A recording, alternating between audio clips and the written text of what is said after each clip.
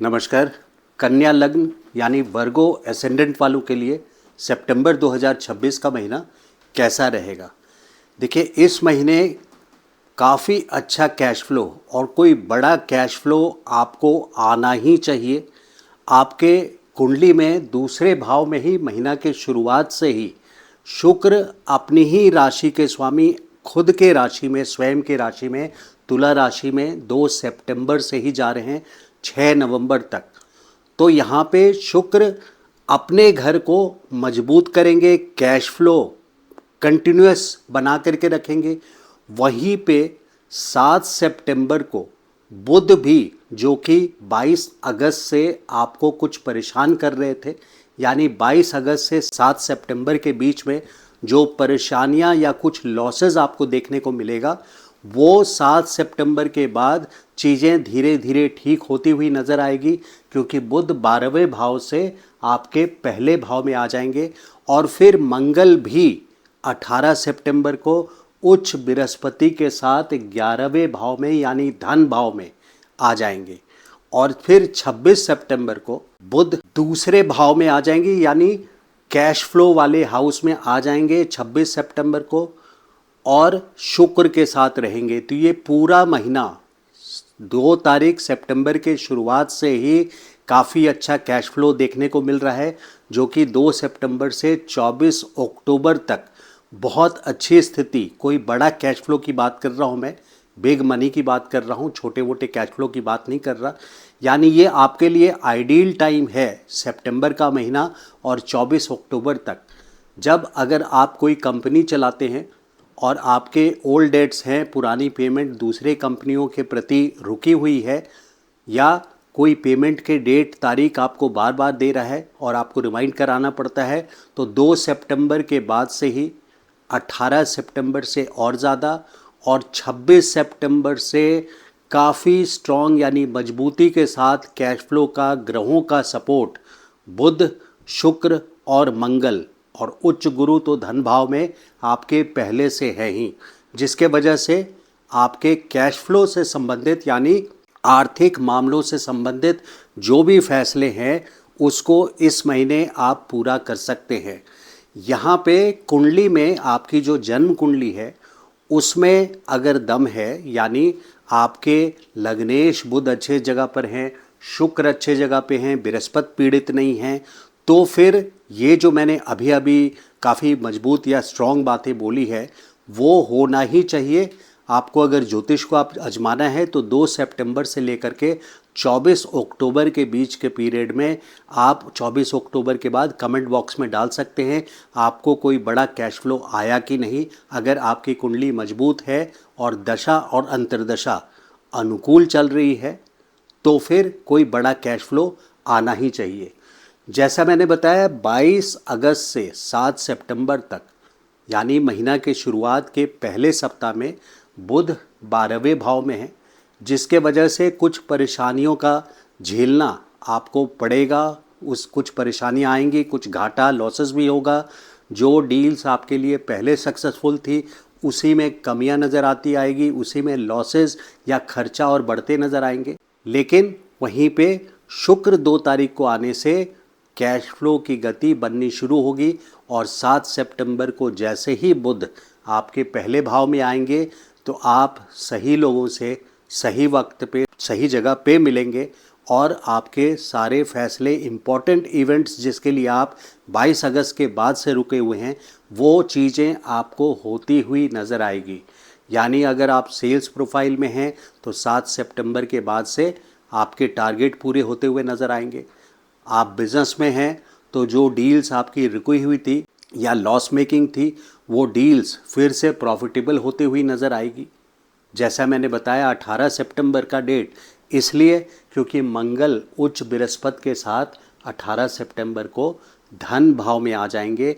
और अगर आप रिच लोगों की कुंडलियां देखें, अमीर लोगों की जो बहुत अमीर होते हैं उनकी कुंडलियों में दूसरे भाव में या 11वें भाव में बृहस्पति और मंगल का जन्म कुंडली में या तो युति होती है या एक दूसरे पे कहीं से दृष्टि पड़ती है दूसरे भाव में या धन भाव में बृहस्पति और मंगल की पूरी तरह से दृष्टि पड़ती है, या आपस में इनका कहीं ना कहीं एक्सचेंज होता है। तो किसी तरह से इनकी कोई एक रिश्ता बनता है दूसरे भाव से और 11वें भाव से, जो कि इस महीने 18 सितंबर से मंगल भी बना रहे हैं और 12 नवंबर तक मंगल यहीं रहेंगे।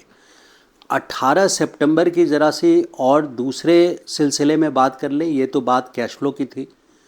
मंगल 18 सितंबर के पहले दशम भाव में रहेंगे तो दिग्बली रहेंगे, यानी इनको डायरेक्शनल स्ट्रेंथ मिलेगी, जिसके वजह से आपको अपने काम धंधे में एक कमांड और कंट्रोल भी मिलता हुआ नज़र आएगा। बुध आपके लग्नेश 7 सितंबर से ही अच्छे हो चुके हैं, right time right place right person जो मैंने बात कही, और 18 सितंबर तक आपको कमांड और कंट्रोल वाली सिचुएशन होती हुई नज़र आएगी। वहीं पे इस बात को ध्यान रखने वाली बात है कि शनि सूर्य का प्रतियोग आपके फर्स्ट हाउस में सूर्य रहेंगे, यानी पहले भाव में सूर्य 17 सितंबर से 17 अक्टूबर के बीच में रहेंगे और शनि को सप्तम भाव में देखेंगे और शनि सूर्य को सप्तम दृष्टि से पहले भाव में देखेंगे। तो ये ऑपोजिशन जो है शनि सूर्य का, इस समय आपको अगर कोई भी काम आपका सरकारी विभाग से है, गवर्नमेंट डिपार्टमेंट से है, या इनकम टैक्स फाइलिंग हो, ट्रैफिक पुलिस का चालान हो, मीटर का सेटलमेंट हो, RWS से कोई किसी भी मैनेजमेंट या प्राइवेट जॉब में है तो अपने बॉसेस से हो, सीनियर से, मैनेजमेंट से, किसी भी अथॉरिटी से 17 सितंबर से 17 अक्टूबर तक विशेष करके कोई रिस्क नहीं लेने का समय है।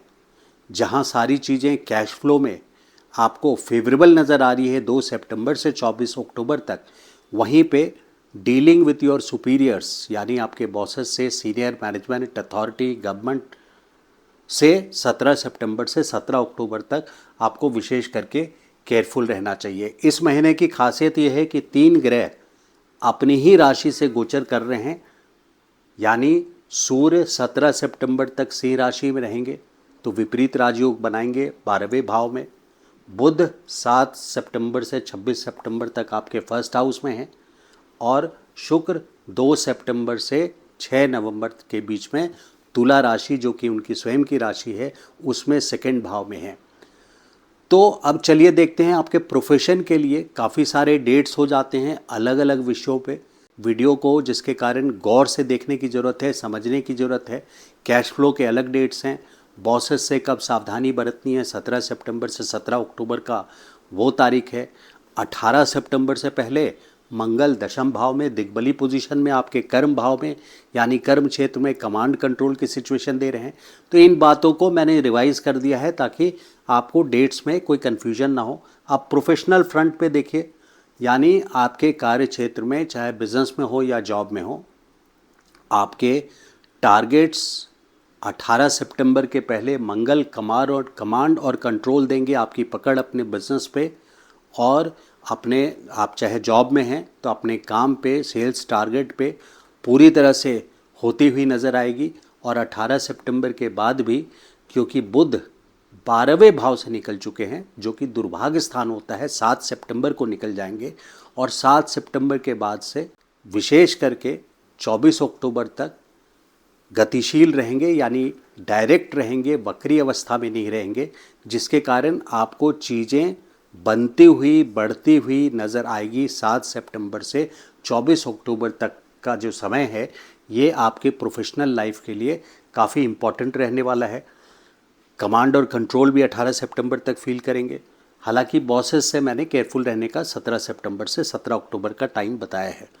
अब फाइनेंशियल पोजीशन, एक बार आर्थिक स्थिति फिर से कि 2 सितंबर से आर्थिक स्थिति में शुक्र के कारण कैश फ्लो आता हुआ नज़र आएगा। 18 सितंबर से मंगल और गुरु का जो योग है, उच्च गुरु बृहस्पति उच्च राशि में, वो भी धन भाव में, और उसको ट्रिगर करने वाले मंगल 18 सितंबर को जो युति कर रहे हैं, जिसके वजह से 18 सितंबर से और भी ज़्यादा, और फिर 26 सितंबर से बुध जो आपके लग्नेश हैं, यानी जो आपके लिए करता धरता है सभी कामों का, उनका डायरेक्ट संबंध दूसरे भाव यानी आपको प्रॉफिट दिलाने में 26 सितंबर से 24 अक्टूबर तक, 24 के बाद ये वक्री हो जा रहे हैं तो 26 सितंबर से 24 अक्टूबर तक काफ़ी अच्छा पोजीशन फाइनेंशियल आपका रहेगा। हेल्थ संबंधित देखिए, स्वास्थ्य में अगर 12वें घर में आपके कोई क्रूर ग्रह है, यानी अगर शनि जैसा ग्रह है, तो इस वक्त 2026 के 5 दिसंबर तक केतु का गोचर किसी भी क्रूर ग्रह के ऊपर, अगर आपकी जन्म कुंडली की बात कर रहा हूँ, अगर आपकी जन्म कुंडली में 12वें भाव में 12th हाउस में जहाँ 5 नंबर लिखा है, वहाँ पे चाहे मंगल हो, चाहे शनि हो, चाहे राहु हो, चाहे वो केतु हो, तो इस तरह के ग्रह अगर 12th हाउस में हैं आपकी कुंडली में, वो ज़रा सा चेक कीजिए। अगर ऐसा है तो फिर वहाँ पे स्वास्थ्य संबंधित बड़ी प्रॉब्लम आने की संभावना या सावधानी बरतने की ज़रूरत पड़ जाती है। तो इन लोगों को खास करके जिनके जन्म कुंडली में 12वें भाव में कोई ग्रह हैं, क्रूर ग्रह हैं, खास करके उनके लिए ये इम्पॉर्टेंट हो जाता है। जिनका शनि है 12वें भाव में जन्म के, सूर्य का गोचर शनि के ऊपर, कोई ना कोई सरकारी रिलेटेड प्रॉब्लम, सरकार से संबंधित कोई पुराना ऐसा मैटर हो जो उठ के आने के संभावना बना देते हैं। अब स्टॉक मार्केट के लिए देखिए, बृहस्पति और मंगल की, बृहस्पति की तो दृष्टि 8 महीनों के लिए है ही। 18 सितंबर को मंगल की भी दृष्टि पड़ेगी। मंगल और गुरु का योग है, पंचम भाव पे दृष्टि। तो जहाँ एक तरफ अच्छा है, वहाँ चूँकि राशि स्वामी पंचम भाव के शनि वक्री अवस्था में है 27 जुलाई से 11 दिसंबर, 4.5 महीने के लिए, तो सावधानी बरतने की भी ज़रूरत है। हालांकि जनरली ये पॉजिटिव रिजल्ट स्टॉक मार्केट में देखे जा सकते हैं। मैरिज के लिए देखिए, बृहस्पति की 9वीं दृष्टि, 9th एस्पेक्ट 7वें भाव पे पड़ रही है, जिसके कारण 8 महीने यानी अगस्त से अगर मैं काउंट करूं तो अगस्त से अक्टूबर और अगले साल 2027 के फरवरी से जून, 5 महीने उधर, ये 8 महीने मैरिज प्रपोजल्स, जो लोग शादी के लिए बहुत टाइम से रुके हुए हैं, अच्छे प्रपोजल्स नहीं आ रहे हैं, उनके लिए ये 8 महीने बहुत इम्पॉर्टेंट, बृहस्पति की ब्लेसिंग्स आने वाली है, यानी अच्छे प्रपोजल्स चल रहा है, जिसके कारण अच्छे प्रपोजल्स आपके आएंगे और शादी होने की पूरी संभावना है। मैरिड लोग हैं, पहले से शादीशुदा हैं, उनकी बॉन्डिंग काफ़ी अच्छी बनेगी, लेकिन इस बात का ध्यान रखना है कि शनि का गोचर सप्तम भाव में आपस में एक रोमांटिसिज्म को ख़त्म करके, बॉन्डिंग को ख़त्म करके, ऑडिटर के तरह काम करके आपस में एक बोर्डम भरा लाइफ, मैरिटल लाइफ बना देते हैं। और चूँकि वक्री अवस्था में है 27 जुलाई से 11 दिसंबर तक, जिसके कारण कुछ ना कुछ अनबन जैसी सिचुएशन हो सकती है 11 दिसंबर तक।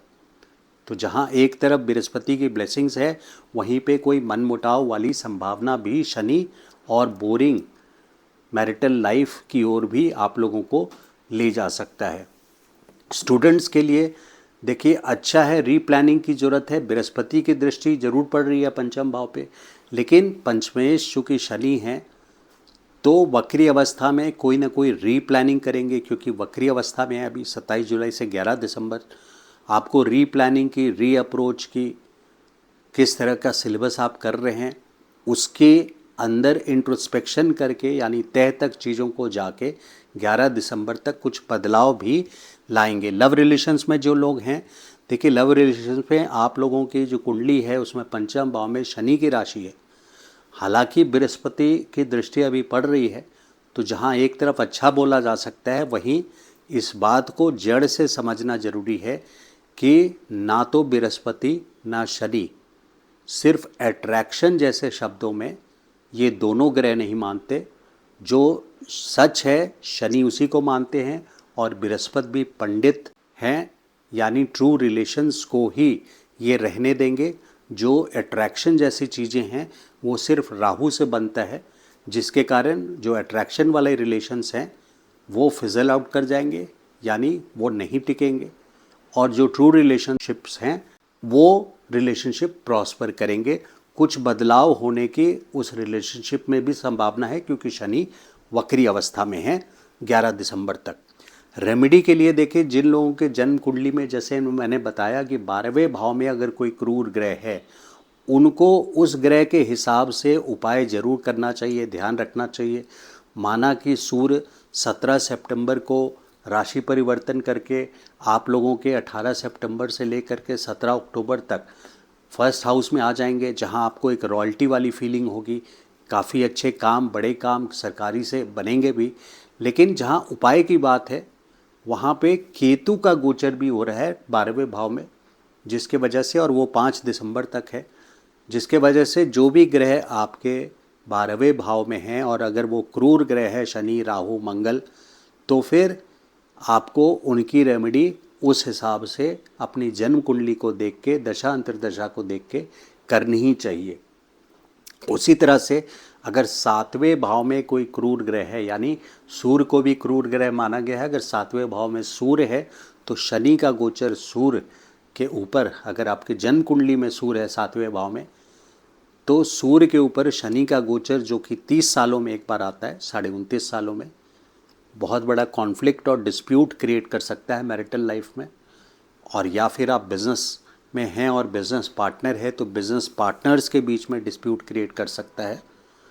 तो उसकी रेमेडी उस हिसाब से आपको करनी ही चाहिए। यानी क्रूर ग्रह अगर 7वें भाव में हैं, आप कन्या लग्न वाले हैं, या 12वें भाव में क्रूर ग्रह हैं, तो उस ग्रह के हिसाब से आपको रेमेडी करनी चाहिए।